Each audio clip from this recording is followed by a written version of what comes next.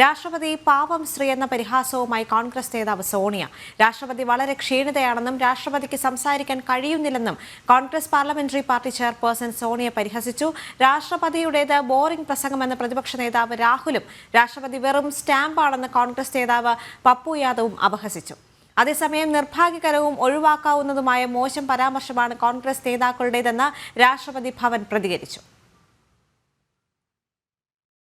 രാഷ്ട്രപതി നടത്തിയ നയപ്രഖ്യാപന പ്രസംഗത്തിന് ശേഷമാണ് കോൺഗ്രസ് നേതാക്കളുടെ പരിഹാസം. രാഷ്ട്രപതി പാവം സ്ത്രീ എന്ന് പറഞ്ഞ Congress parliamentary party chairperson Sonia രാഷ്ട്രപതിക്ക് സംസാരിക്കാൻ കഴിയുന്നില്ലെന്നും പരിഹസിച്ചു. രാഷ്ട്രപതിയുടെ നയപ്രഖ്യാപന പ്രസംഗം ബോറിംഗ് ആയിരുന്നു എന്നാണ് പ്രതിപക്ഷ നേതാവ് രാഹുലിന്റെ പ്രസ്താവന. രാഷ്ട്രപതി സ്റ്റാമ്പാണെന്നും പ്രണയലേഖനമാണ് വായിച്ചതെന്നും ബീഹാറിൽ നിന്നുമുള്ള കോൺഗ്രസ് നേതാവ് പപ്പു യാദവും അപമാനിച്ചു.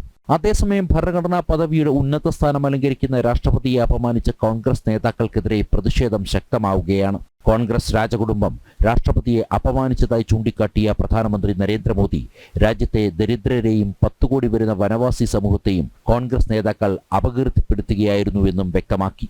एक आदिवासी बेटी का बोलना इनको बोरिंग लगता है।